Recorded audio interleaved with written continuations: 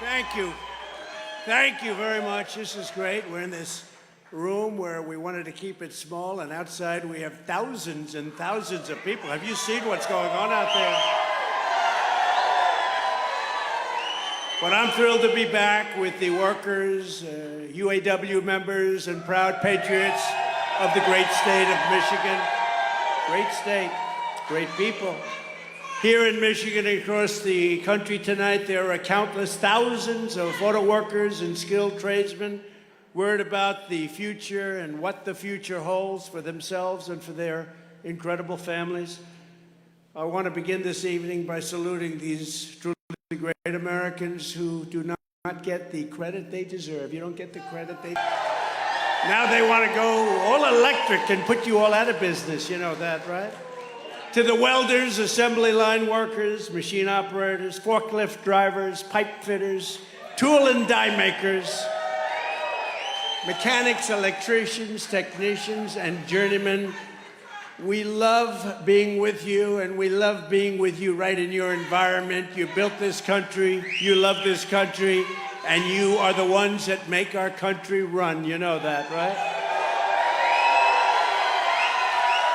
Before I stepped into the political arena 7 years ago, I spent my whole life working alongside of Americans just like you.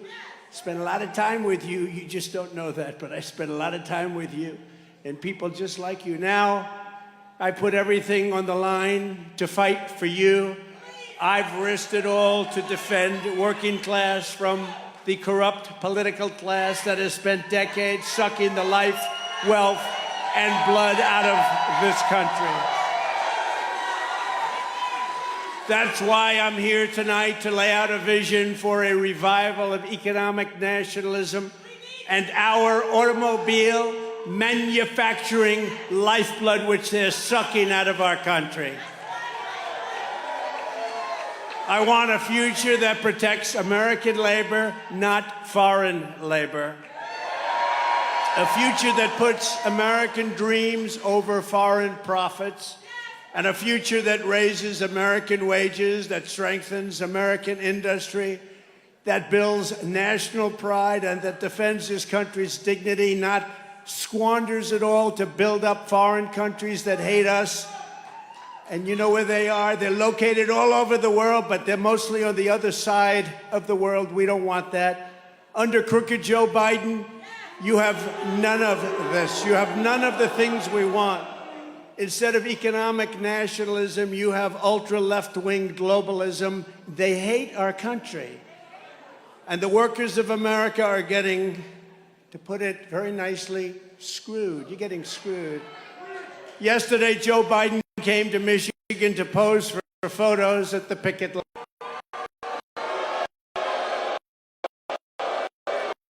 But it's his policies that send Michigan auto unemployment line. After I announced that I would be announced quite a bit later, spoke for a few seconds. Did you notice he spoke for what, a few seconds? And he had absolutely no idea what he was saying. He didn't know where he was. He didn't know where he was. He didn't know what we were saying. Where am I? He's saying, where am I? Oh, you're in Michigan. Oh, that's great. What do they do in Michigan? They grow wheat in Michigan, he said. Don't they grow wheat? No, that's Iowa and other places.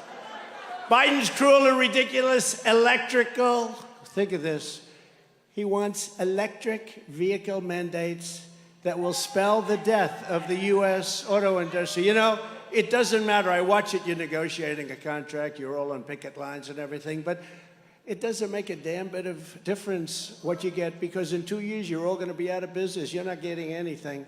What they're doing to the auto industry in Michigan and throughout the country is absolutely horrible and ridiculous. Hundreds of thousands of American jobs, your jobs, will be gone forever because crooked Joe Biden is selling out. But I don't think it's him. I don't think he actually knows what the hell he's doing. He doesn't. She says he doesn't know. He doesn't know. It's not his fault. Let's not blame him. But he's surrounded with radical left Marxists and crazy people, fascists, bad people.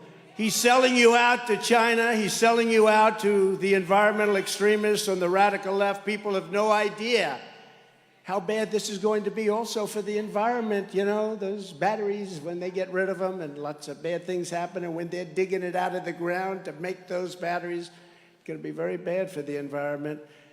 You can be loyal to American labor, or you can be loyal to the environmental lunatics, but you can't really be loyal to both. It's one or the other, and they understand that. The Democrat Party has no idea what they're doing right now. They have no idea what to do. Crooked Joe is siding with the left-wing crazies who will destroy automobile manufacturing and will destroy our country itself. They're destroying our country. You look at that at the border. We had the safest border in history. Now you look at what's happening. It's just a horror show. I side with the auto workers of America and with those who want to make America great again, and I always will.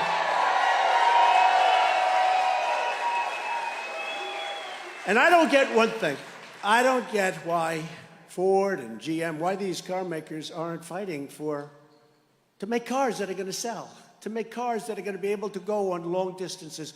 They immediately give up. I see it with the oil companies, too. They're promoting windmills, which don't work, by the way, but they don't work. They want windmills all over the place. It's like they're told what to do, and that's what they go against their industry. They're either stupid or they're gutless. But why do they concede so fast? This plant, we just walked through this plant, and the electric vehicles are going to put them out of business. They don't need any of this. The things that you make in Michigan, they don't need any of it. Why is it that these big, powerful car companies with guys that are making $35 million a year immediately quit? They say, you want electric vehicles, we'll give it to you, when the damn things don't go far enough and they're too expensive. And I'm not in that business, but I know a lot about it. They don't go far enough, and they're too expensive. A vote for Crooked Joe means the future of the auto industry will be made in China. That's what's going to be. That's where they're made. My pledge to every automaker is this: a vote for President Trump means the future of the automobile will be made in America, where it should be. Made in America.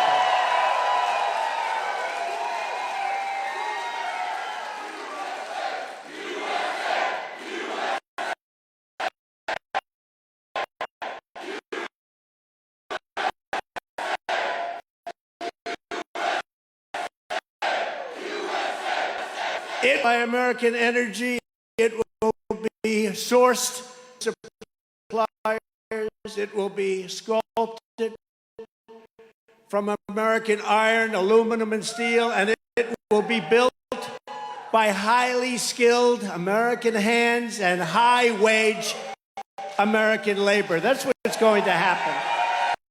It's going to happen. And we'll do it first day in office. First day in office, it'll be signed out first day in office. What they're doing to our country is horrible. What they're doing to the auto workers of this country just doesn't make sense. I saved American auto manufacturing, you know that, in my first term, and I'll save it again. We did great. We did everything to keep those jobs. We'll save it again in our second term. Unfortunately, that's what we had to do because things happened during happened right here in this state also. And we will make it bigger, better, and stronger than ever before. That's what we're going to do. But we want to talk, and we keep talking, but we don't want to talk too much. But before we do talk about the current UAW strike that we've been hearing, and I see people really with mixed emotions because you're striking for wages, but you know you just 2 years or 3 years if you're lucky. How will we rescue the auto manufacturing in the United States? Let's remember, you got to remember, decades and decades of this subject for 12 years. Thought of becoming, how good was it? That's a lot. Had the easiest, nice.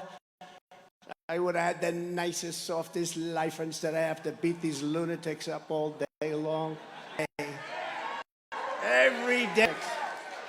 I never heard of the word indictment. Now every 3 days. He spoke about the being indicted. He said something bad about Joe Biden. Joe Biden is the most corrupt president and most incompetent president we've ever had. No, I shouldn't have said that again for saying that. Decades in crooked politicians like jobs as disposable and American workers as expendable. They got rich by taking bribes, rape and pillage our jobs and our weapons. Pro-union president in history. Nonsense. Think of it. His entire career, just think of it. His entire career has been an act of economic treason and union destruction. He's destroyed unions, shipping millions of American jobs overseas while personally taking money from foreign nations hand over fist. Look at the money he got from China. Look at what's coming out, China. Crooked Joe backed NAFTA. He backed China's entry into the World Trade Organization. He backed the horrendous Trans-Pacific Partnership, which would have destroyed the American auto industry had I not stopped it. You remember when I stopped it? You guys were gone. You were gone. And that was a done deal. And in fact, during the debate, I got beautiful Hillary Clinton. I don't call her crooked because I only use that name for Biden now. So I call her beautiful. She's a beautiful woman, beautiful Hillary Clinton. To change her position on TPP, they were trying to pull a fast one on you, so she actually changed her position during the campaign, but she would have changed it back had that been a different result. But thank goodness it wasn't, because we made things and did things that nobody believed possible. Nobody believed possible. Biden also backed a gentleman named Barack Hussein Obama. Have you ever heard of him? And his atrocious Korean trade deal. You've heard of him. Crooked Joe backed every single blood-sucking globalist attack on U.S. auto workers, and you've been attacked for a long time. Those attacks all stopped for 4 years with us, and they were getting so strong, and you were getting so strong, and they were building plants here again. Now the plants are going back to Mexico, and they're going back to China. And he's coming back. They're coming back for more. I don't know that he's going to make it to the starting gate, but let's assume he does. If it's not him, it'll be somebody else with the same ideas, because that's the ideas they have. They're very destructive for our country. But we will stop him. Hopefully your leaders at United Auto Workers will endorse Donald Trump.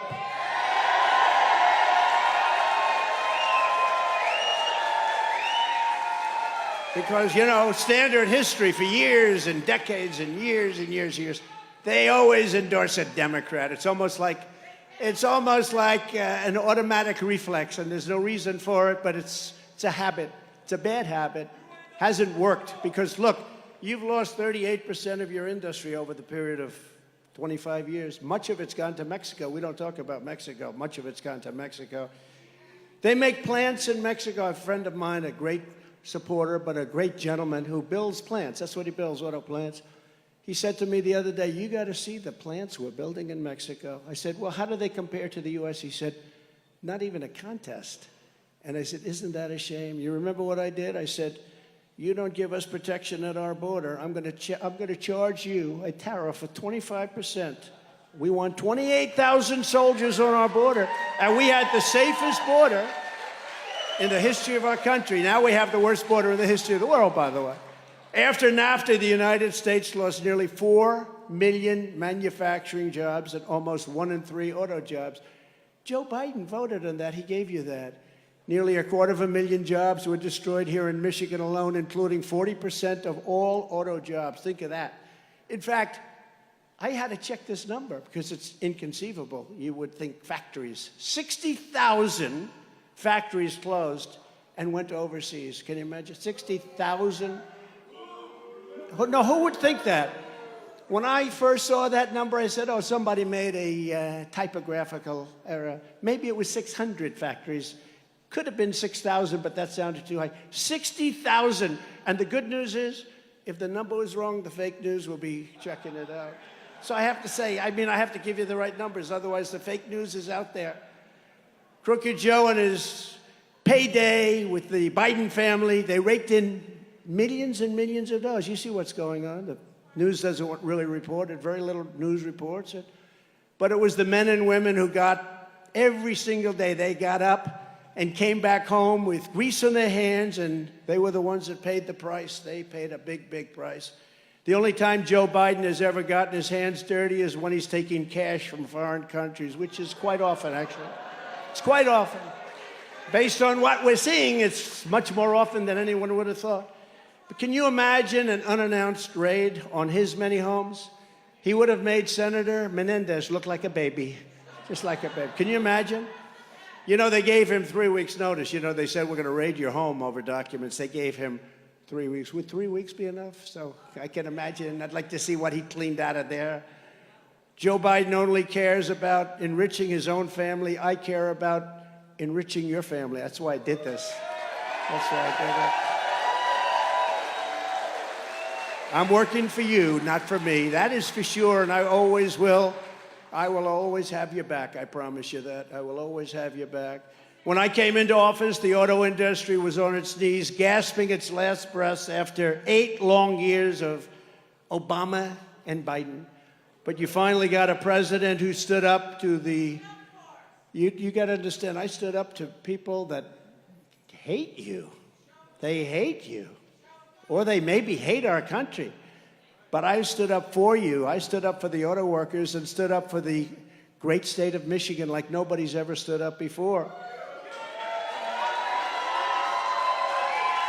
And just as I promised, I withdrew from the Trans-Pacific Partnership my very first week. Do you remember 2016 when we won Michigan? Michigan hadn't been won in like decades. And everyone said, oh. And then we did much better in 2020. I mean, I hate to tell you, we did much better. But we're going to do so. We're going to swamp them. We're going to swamp them. We actually did much better, including in Michigan. I ended Obama's war on American energy. He had a war on American energy. Gasoline prices plummeted and soon reached $1.87 a gallon. How does that sound?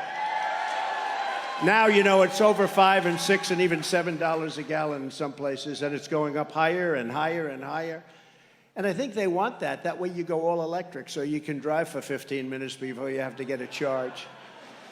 The economy boomed. The household incomes rose by more than $6,000 a year, which was a record. $6,000 a year during my term. A year. I ended the disaster known as NAFTA, the worst trade deal ever made, and replaced it with the brand new USMCA, Mexico, Canada.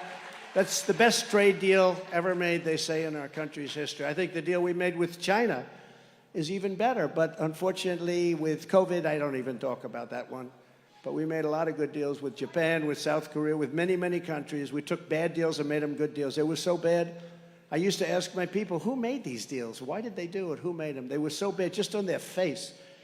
With the USMCA, 75% of every car under that deal must be made in North America. In other words, they have to make 75% of the car in North America. Who ever heard of that? And a massive portion must be made by high-wage labor, which means American labor. You're high wage. Back in 2008, Biden and Obama promised you that they'd renegotiate NAFTA, but in 8 years, they never lifted a finger. They never changed a thing. You know, NAFTA was so bad that when it was negotiated a long time ago, decades ago, they made typographical errors, like in numbers. And they were bad typographic. They were bad for us. Cost us. Nobody went back to change them. They were typographical errors, and we lived with it for decades, with these errors. Can you imagine that? Normally, like, that happens. You do that in deals, too. And you go back the following day, say, they made a mistake. We're renegotiating this deal. I don't care if it's signed or not. And people sort of have to do that. Legally, they have to do that. If there's an error, if there's a typography. They made typographical errors. They made errors. Maybe they weren't so typographical. Probably the other side made them imperfect, actually. You know, they probably made them. But they made these errors, and they never corrected them for years, for decades. But I corrected them. You know how I did it? By terminating it. Terminating the whole damn deal. And I know how good the USMCA deal is because Canada, as you know, and Mexico are trying like hell to renegotiate it. They want to renegotiate that deal. But in less than 2 years, I got that done, the USMCA and many other deals. I also renegotiated Obama's Korea trade deal to fully restore your protective tariff on foreign pickup trucks. They wanted to change it. The Democrats wanted it to expire, and so did South Korea badly. They didn't want it. And without that, you wouldn't even have a truck industry. Right now, it's probably the strongest part of your industry. Without that, you wouldn't have an industry. So it's something I was very proud to do. It was very, not easy, but we got it done, and we got it done properly. Michigan jobs would have been exported. while millions and millions of foreign cars would have flooded American streets. That's what would have happened. Obama and Biden didn't care one bit, but I did, and I stopped it, and I stopped it cold. I took on communist China like no administration in history, did what I've done, bringing in hundreds of billions of dollars pouring into our treasury when no other president had gotten literally 10 cents. And I also got $28 billion for our great farmers. You know that, right? Our farmers. That's why I say, you think I'm going to do badly in Iowa or Nebraska, any of Wisconsin, any of our farm areas? I say, you know, I don't want to be too cocky. I just got very good polls from all those places, from everywhere. She says, be cocky, that's okay. But who else would have done that? $28 billion. I said to the Secretary of Agriculture, Sonny Perdue, I said, Sonny, how bad have they treated us? $28 billion over a period of about 5 years. I said, they're going to pay it back. And they paid it back. They paid it back. And then perhaps my greatest unsung achievement, I kept Chinese cars the hell out of America. Is that okay with you? Is that okay? UAW, is that okay? And a lot of people don't know this, but I imposed a whopping 27.5% tariff and tax on all Chinese automobiles coming into our country. And this magnificent tariff, they can't get it off because they make so much money with it. And by the way, if they took it off, you'd be out of business right away. They want to take it off. They're trying to take it off, but it's so good, it's so powerful, it's so strong, but they would take over your industry totally. But it remains in place to this day, not because they wanted to, but because they sort of have no choice. And it's no exaggeration to state that the Trump presidency and the deftly used and applied Trump tariffs and taxes saved the American auto industry from extinction time and time again. And we're going to do a version of it that's going to make you bigger and better and stronger. It's not even going to be a contest with where you are right now.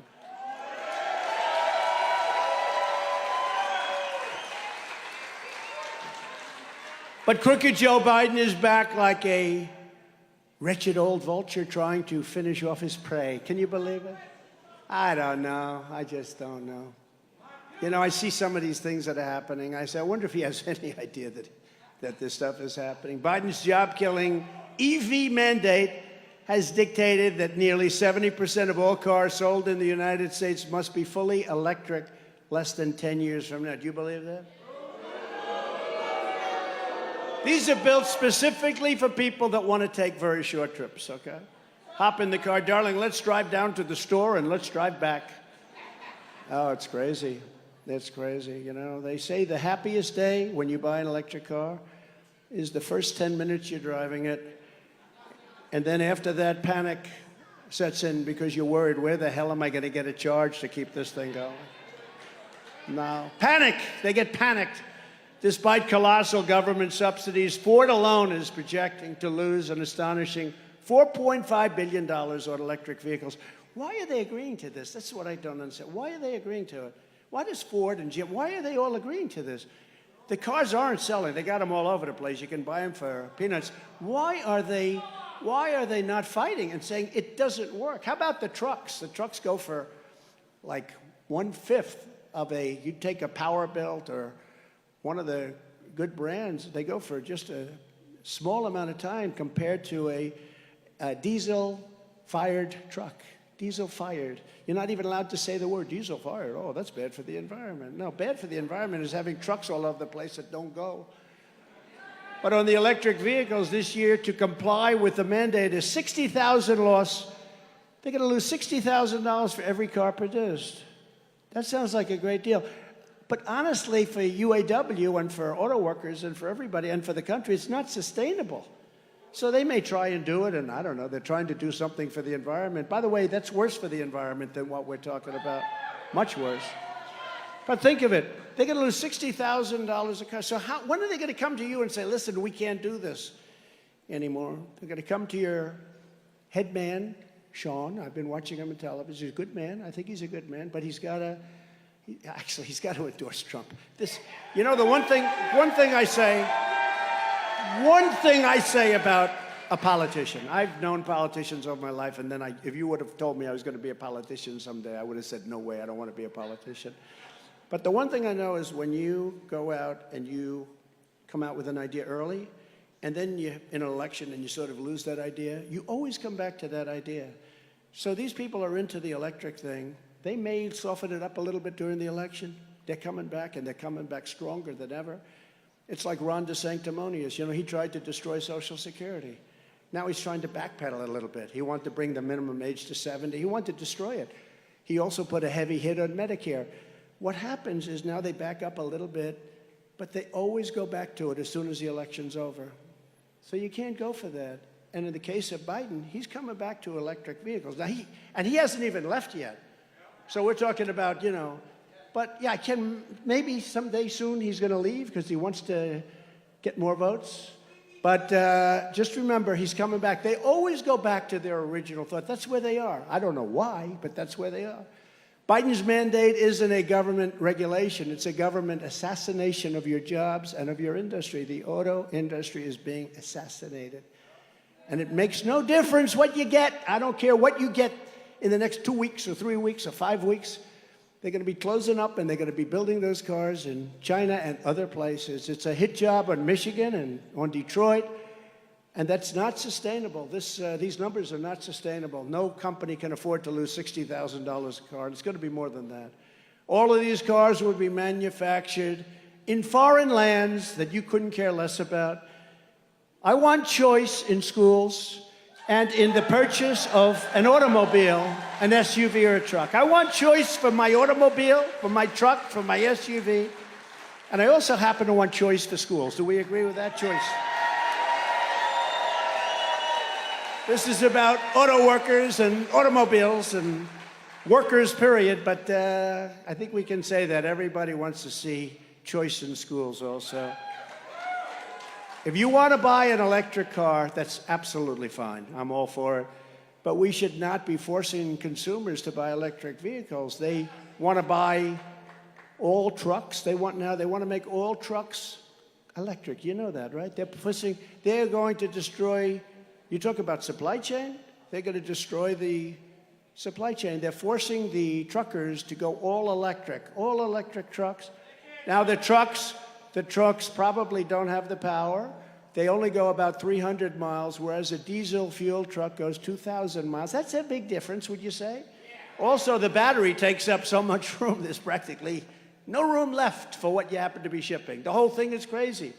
They want to do it with boats, too. I was with a boating manufacturer in a great state, South Carolina, with a great governor, by the way, Henry McMaster. And we were there 2 days ago, and I asked him that question. I said, do they want to go all electric? I said, how does that work for a boat? He said, the entire boat would be like one big battery. We'd have no room for anything else. I said, what happens if the boat has an accident and starts sinking? Do you get electrocuted if the boat sinks? The guy said, you know, I've never thought of that, actually. But I think I gave him an idea, actually. Now, can you imagine the boat goes down and you're sitting on top of a battery? I don't feel good about that, right? In other words, you have to stop approximately for a truck 6 times for the same trip. How are they going to stop 6 times? And yet, it's not stopping these lunatics in Washington. These are lunatics. These are deranged people. And I'm not saying you can't buy an electric car. If you want to buy an electric car or a hybrid or an all-gasoline car or a truck, that has to be your choice. You should have that choice. It's great, right? I could see electric cars working great for certain uses, short-term, short-distance uses. We have unlimited gasoline. Remember that. We have unlimited. China doesn't. We have unlimited gasoline. For 500 years, we have gasoline, more than any other country in the world. Can you imagine? A few years ago, we were energy independent. Now we're begging countries to give us gasoline. Can you imagine? No, can you even imagine? And we had the best, the lightest, the sweetest. We have the best stuff. Now we're getting it. We're taking tar. Tar, you know what tar is? It's like tar that they have to refine. You know where they refine it? In Houston, Texas, we take tar now from Venezuela. Venezuela was supposed to be the bad guys. Venezuela's getting rich. We're refining their tar. And we're not taking our beautiful, beautiful stuff. We have the best stuff, but we have the most. We have more than Saudi Arabia, more than Russia. We were energy independent, and we were going to make our fortune, and we were going to sell it to Europe. We were going to pay off our debt. We were going to lower taxes still further. It's amazing. And then these people came in, and they have no clue, or they have a clue, which is even more dangerous in a certain way. Right now, electric cars don't go far enough, and they're just far, far too expensive, and people aren't going to be able to afford them. And the cost of operation is also much more. This is their option, though, if they want them. It's their option, and it's an option that some people will take, and I am all for them, but I will not allow, under any circumstances, the American automobile industry to die. I want it to thrive, and to thrive like never before.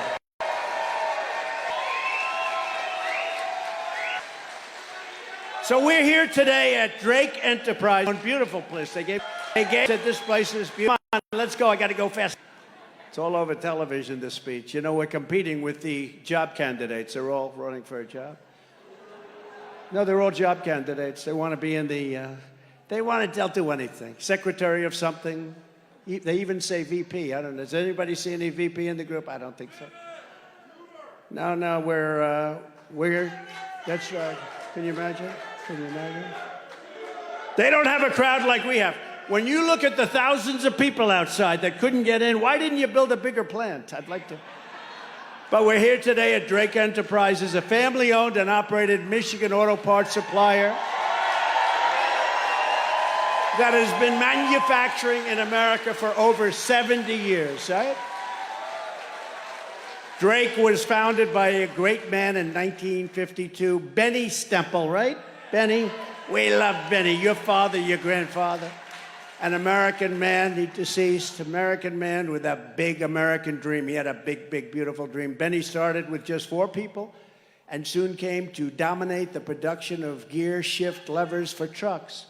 Today, the company produces transmission components, driveline components, engine components, and car parts for every one of the Detroit Big Three. So I won't tell them I've said bad things about them in your place, okay? I just want them to fight for what's right. It's common sense. But tonight I was honored to meet Benny's son, Lee, and Lee's children, Nate and Heather. Thank you very much. That's great. Beautiful family. Nate and Heather say their vision for this company is to prove that the American dream is still alive for their employees, like it was just for their granddad, who was so wonderful. So Lee, Nate, and Heather, we're going to help you get that job done, okay? And I want to congratulate you on 3 generations of American auto parts, proudly made in Michigan. We love Michigan. Great feeling for Michigan. Bad things are happening in Michigan. Your crime rate's through the roof. You got a lot of businesses moving out now. It's unbelievable, not even believable. Today, nearly 100% of Drake's business is producing components that go into vehicles with internal combustion engines, the very product that Joe Biden and the radical left Democrats and fascists, Marxists, now they want to make them, for whatever reason, illegal. Figure that one out. And yes, it's true. Today's radical Democrat Party wants to legalize drugs, shoplifting, and sexual mutilation of your children, but they want to allow your gas-powered Suburban, Silverados, and Ford F-150s to die. They can die. Under a Trump administration, gasoline engines will be allowed. And sex changes for children will be banned. Is that okay? I think we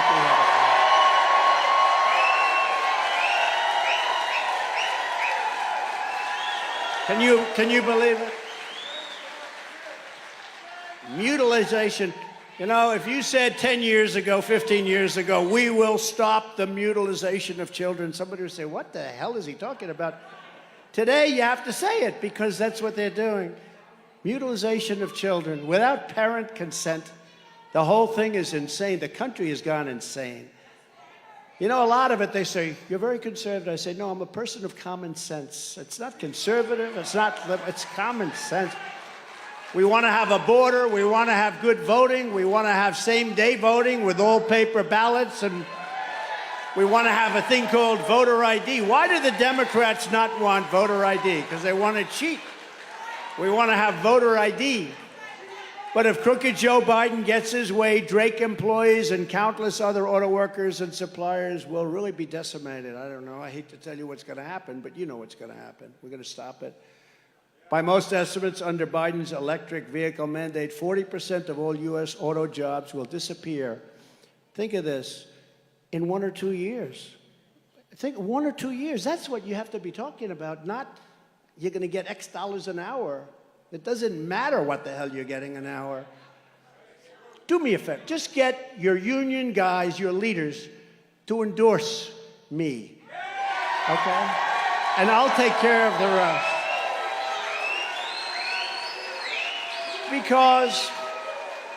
Because in looking over the statistics now, they're saying, but the real number will be 100%. Because under Biden's mandate, the entire car industry will be packed up and shipped to China, which controls over 80% of the supply chain for electric vehicle batteries. They control the whole thing. So they think close to 100% of the business will be gone. Every time Joe Biden and the UAW's political leadership talk about a fair transition to all electric cars, American labor will be under siege. It's not going to work for you. It can't work. And I learned a lot today with this great family. I tell you, they said, you know, it just won't work. They don't need anything that you have right here in Michigan, and they have beautiful product. There's no such thing as a fair transition to the end of your way of life. You're going to lose your beautiful way of life. For auto workers, Biden's forced transition is a transition to hell. It's a transition to hell. It's a transition to unemployment and to inflation without end. The inflation that you have now, we didn't have inflation. We had the greatest economy in the history of our country. You know that because you went 4 years like you've never had in your history, in the history of Michigan. To the striking workers, I support you in your goal of fair wages and greater stability, and I truly hope you get a fair deal for yourselves and your families. But if your union leaders will not demand that Crooked Joe repeal his electric vehicle mandate immediately, then it doesn't matter what hourly wage you get. It just doesn't make a damn bit of difference, because in 2 to 3 years, you will not have one job in this state. And you've seen it happen before. You've seen what happened where massive percentages of your industry went to other countries like Mexico, like China, like South Korea, like Japan. In other words, your current negotiations don't mean as much as you think. I mean, I watch you out there with the pickets, but I don't think you're picketing for the right thing. But if they endorse me, your leadership, you can tell them I say they may be watching tonight. Yesterday, they only had 11. I'll bet you we have 10,000 people standing outside. Right? I think we do. That's... In fact, for a little while, we're driving through and the people are going crazy. I said, is this a rally tonight?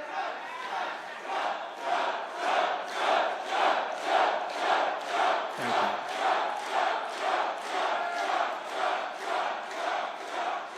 you. No, but I said, is this a rally? We're driving through thousands and thousands of people. We just put it online. Incredible. The great Dan Scavino put it online. Where's Dan Scavino? The great Dan Scavino. He gets everything. He sees what's going on. Thank you, Dan. Where is he? One of the greats of all time, most powerful men in politics. He controls the internet. The great Dan Scavino. Get over here for the cameras, Dan. Get over here.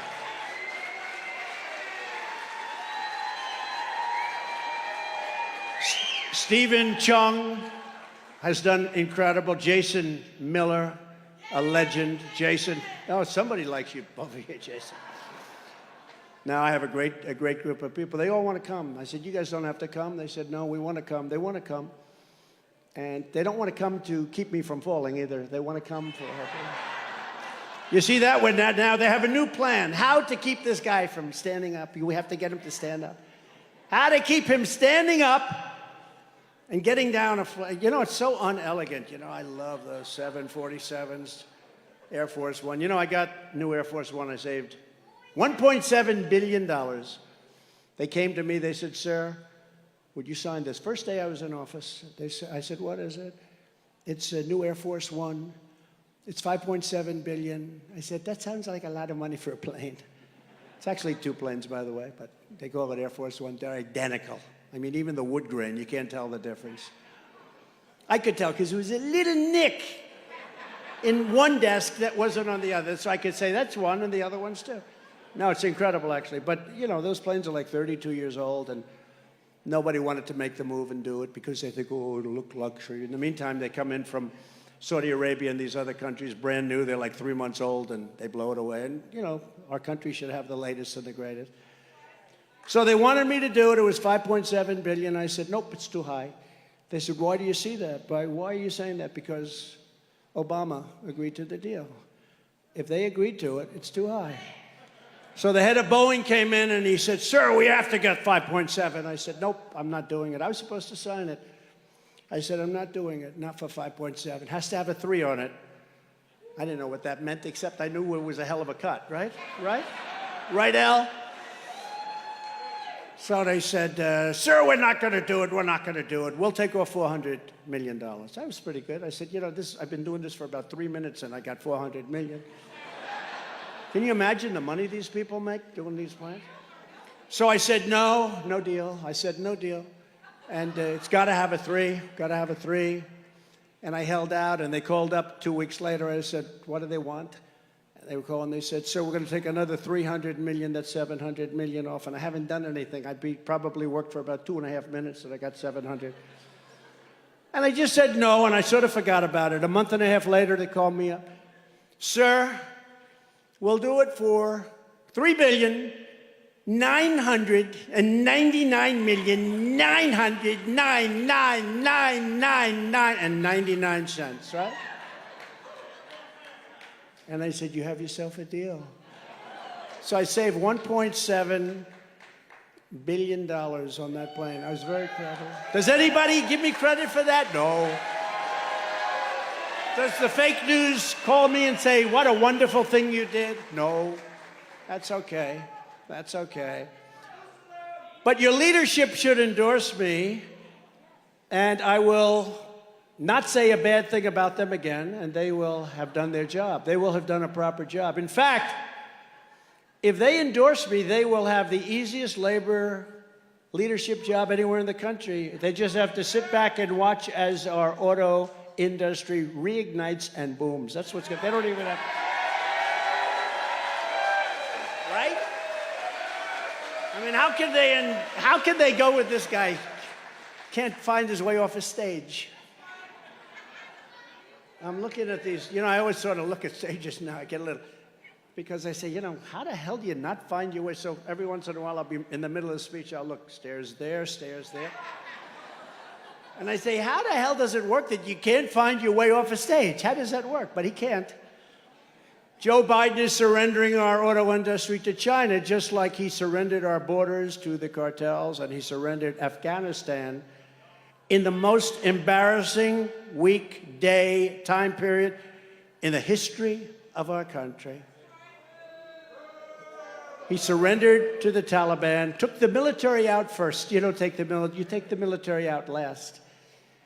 So tell your UAW leadership, no problems with them, but they have to endorse Trump, because if they don't, all they're doing is committing suicide. And honestly, you don't want that to happen, because they're committing suicide on the back of your jobs, and you can't let that happen. The Democrats, as they wave the white flag of surrender over your future to other foreign countries, you can't have it done. So if you could speak to Sean, he's listening right now, I'm sure. Sean, endorse Trump, and you can take a nice 2-month vacation, come back, and you guys are going to be better than you ever were. You don't even have to work.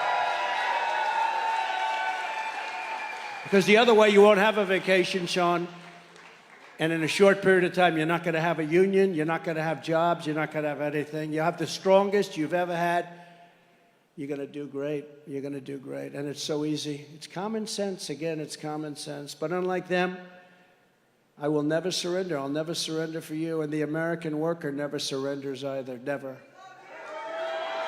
But you need leadership. You know, it's nice to say you never surrender, but you need direction and you need leadership. Crooked Joe puts China first, Mexico first, Ukraine first, Europe first, Asia first, illegal aliens first, environmental lunatics first, puts everyone else first. But he puts America last, he puts our workers last, he puts the UAW last, he puts our industries last, he puts your families last, he puts everything, he does put your children last, yeah. When you think of it, probably they should be at the top of your list. Thank you very much, I'm going to use that. Do you mind if I use that from now on?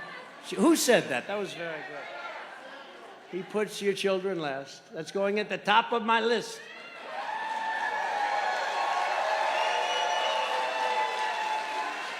He puts everything that's good last.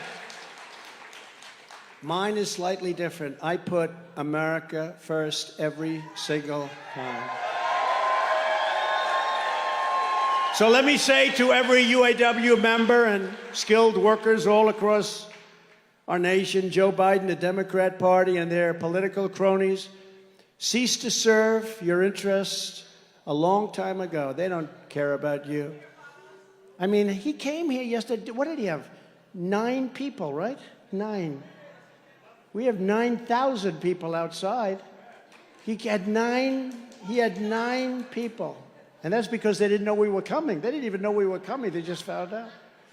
In reality, they don't represent you. They represent a deep state bureaucracy, a global financial class, and a political class that have taken control of this country for their own enrichment and self-purposes, stealing your wealth and stealing your labor while shipping off our best and brightest to die in expensive, exotic, foreign wars in countries that you've never even heard of.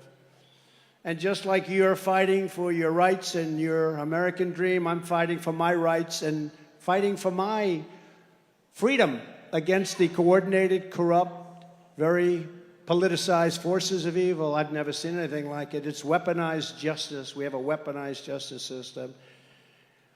I want to indict, think of this, I want to indict my political opponent. He's beating me. We got to indict him.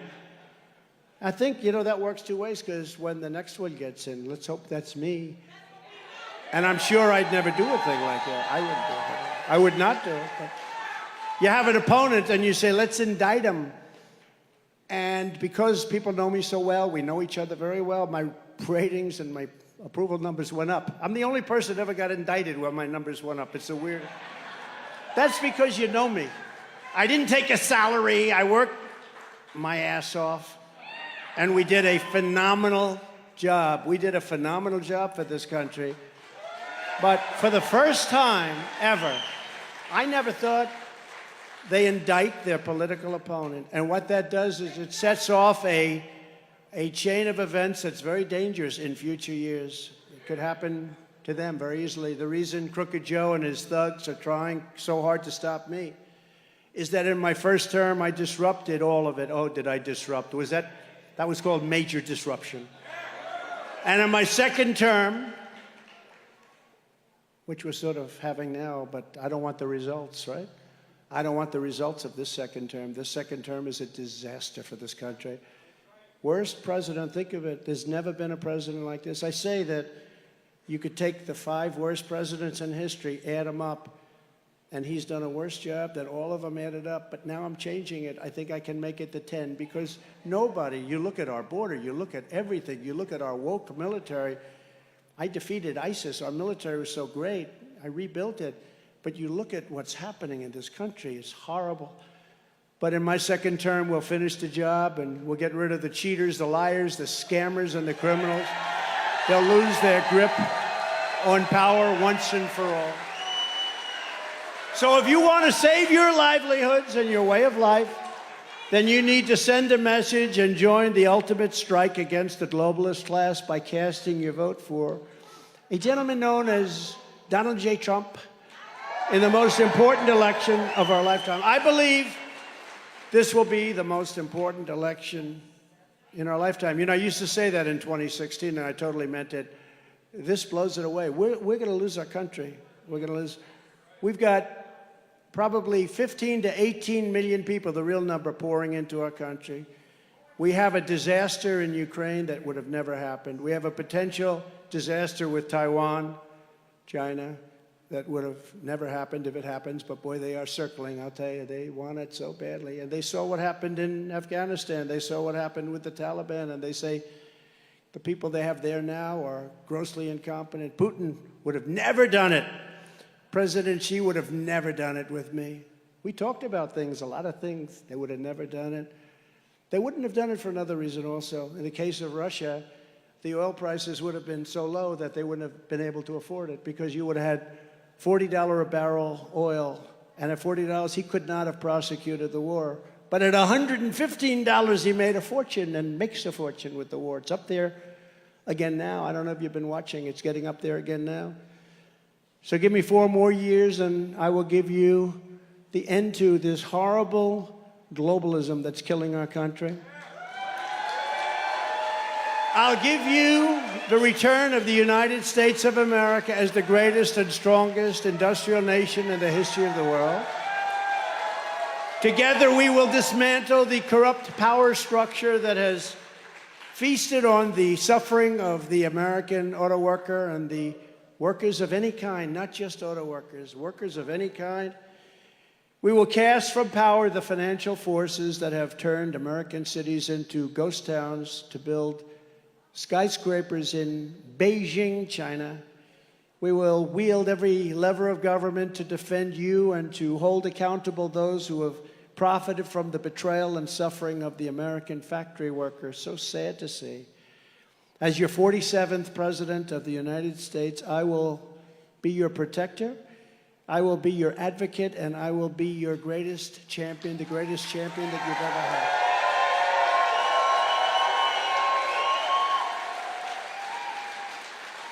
On day one, I will terminate Joe Biden's electric vehicle mandate, and I will cancel every job-killing regulation that is crushing American auto workers. I will unleash a thing called American energy, stop the ban on the internal combustion engine, and we will drill, baby, drill, and we will make zero environmental difference. It will have zero environmental difference, zero. In fact, if anything, it's probably cleaner than what they're doing. But it'll save your family a yearly fortune and give you a much better way of life. You're losing your way of life. I will then go to every foreign country where we're paying billions and billions of dollars for their military defense, as I was doing before, and tell them that if they do not massively increase their purchases of Ford, Chevys, GMs, and Jeeps, our troops are packing up and we're coming home. You got to buy our products. You got to buy our products. And that's going to be the least of it. And if we can afford to send hundreds of billions of dollars to Ukraine, then we can afford to have an auto industry that pays our workers a good living wage and keeps our workers working. Having a vibrant car industry is far more important than almost anything we can do for a very important thing called national security. We need a rebirth of loyalty in this country. To that end, we will bring back a very beautiful word, protection, financial protection. You're going to be protected financially while we still have the power to do it. You know, there's a run on our currency. They want to take away our currency standards. If that happens, that's the worst thing to happen in our country's history. It'll put us in a much different position. But take a look at what's happening. Countries are leaving our standard. In reality, protectionism never truly went out of fashion. Our corrupt politicians just stopped protecting American jobs and workers, and they started protecting the jobs and workers in China and Mexico, Germany, South Korea, Indonesia, Thailand, and Vietnam, many other countries too. Under the Trump presidency, patriotic protectionism will be the new American way. We want to be protected. That's what we have our government for. We want protection in many ways, and we're going to stop the crime in our cities, and we're going to stop the crime in our country. And we're not going to be nice about it. We're not going to be nice about it. That means protecting our workers, protecting our wages, protecting our jobs, protecting our industries, protecting our communities, and protecting our great, something you don't hear about very much anymore, a great American dream. We had an American dream. You don't hear about that with this guy. This guy walks up yesterday, looks like he's going to fall over standing in front of some people. Looks like he's going to fall over. This is not a leader. The whole world is laughing at us. They respected your leader. Whether you like your leader or not, they respected your leader. They said, we're not going to mess. We're not going to mess. Upon taking office, I will impose an across-the-board tariff on foreign-made goods. I will also pass the Trump Reciprocal Trade Act. That means that if China or any other country makes us pay a 100 or 200 or 300% tariff or tax, we will make them pay a reciprocal tariff of 100, 200, or 300%. What could be more fair? Right? What could be more fair? I will revoke China's most favored nation. Can you believe they have a most favored nation status? Because they say we are a developing nation. Well, we're a developing nation, too. When you look at our cities, we're developing. We're developing in the wrong way. They are doing the worst job. Democrat mayors, Democrat governors, and we will impose stiff penalties on China and other trade abusers. Foreign auto parts manufacturing will be among our first targets. We're going to bring it home from China and other foreign countries on a very grand scale. That's you, McGee. All right? That's you. And because we want all Americans to win and win big from these policies, we will insist that as tariffs on foreign countries go up, because they tariff us crazily, and then we have these stupid people, some congressmen, some senators that say, no, sir, we shouldn't tariff them, but they're tariffing us. It doesn't matter, sir, it's free trade. I say, is this guy okay? But when those foreign countries tariff us, taxes on American workers, which is really what it is, small businesses and middle-class families, we will be doing the same to them, and you will watch things happen that you won't even believe. For one thing, you're going to bring back jobs at levels. You know, China, they put a big tax on us when we sell a car, a truck, or anything. And they say to the American companies, we don't want your trucks from America. Come over and build a plant over here. So they're building plants all over China. How stupid is it? We should do the same thing. And we started doing the same thing, and we were doing the same thing. I gave you the largest tax cut in the history of our country, larger than the Reagan tax cut. And we'll do it again. We'll deliver tax cuts, the likes of which you've never seen before. Make more money and have a more secure job than you've ever had before.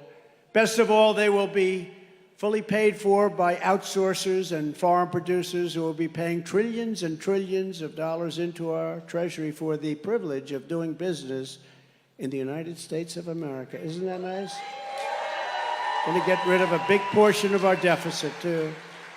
We're going to tariff and tax them, and you, the American worker, will be the primary beneficiary. And in conclusion, I don't need to tell anyone in this room what the globalist and trade abusers did to the people of Michigan. You've seen the lives wrecked. You've seen your family destroyed. In many cases, the families have been shattered and the communities battered, brutalized, destroyed economically and by crime. But my message to you tonight is that Michigan's abuse under Joe Biden will end, and I will take you to new heights never dreamed of before, never even dreamed of. The Wall Street predators, the Chinese cheaters, and the corrupt politicians have hurt you. I will make you better. Very simple. I will make you better. For years, foreign nations have looted and plundered your hopes, your dreams, and your heritage, and now they're going to pay for what they have stolen and what they have done to you, my friends. We're going to do it together. We're going to take their money. We're going to take their factories. We're going to rebuild the industrial bedrock of this country like it used to be many, many decades ago. By the time this battle is over, the rusted-out factories will not be here in Michigan. They'll be in Beijing, Shanghai, and other parts of the world. Taking it back. We're taking it back, and it won't be hard. The gleaming new buildings and roaring production lines will be built in Lansing and Flint and Sterling Heights and Grand Rapids and Pontiac, Dearborn and Detroit.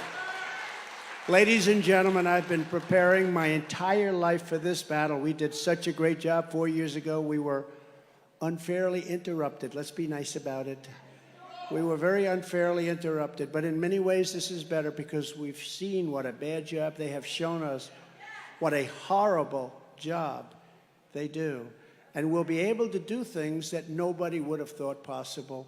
And people won't be complaining even a little bit, because between crime and all of the jobs that have been stolen from us and all of the factories that have been closing, all of the bad things that have been happening with Afghanistan and with Ukraine and with everything, people will say, wow, we want these changes to be made. We want these changes to be made very, very quickly. Just 3 years ago, we had a great economy and the strongest borders in our country's history.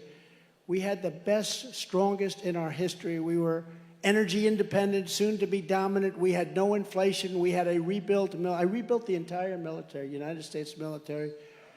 We gave $80 billion. Think of it, brand new tanks and planes and goggles and 700,000 guns and rifles, 70,000. You make cars? Who has a used car lot with 70,000? And these are nobody. If you have 500 cars, they tell me that's a lot. You have 70,000, and these are armor-plated in many cases. These cost millions of dollars apiece, many cases. We gave them 70,000. Do you know that Afghanistan is one of the largest sellers of weapons in the world right now? Can you believe it? They're selling all of this stuff that these guys just gave them. How stupid are we? How stupid are we to allow that? We were getting out. I was the one that got it down. We were going to keep Bagram, the air base, because it's right next to where China, forget about Afghanistan, where China makes their missiles, nuclear missiles. It's 1 hour away. We were going to keep that. They ran from it. They ran from it. They left it. They left the lights on. They left the dogs, by the way, for those people that like the dogs. It's a big question. They left the dogs. But we were going to keep that. We were going to do a job, and we were going to be out. We were getting out with real dignity and strength.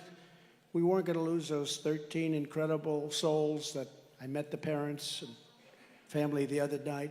They're incredible people. They're so devastated.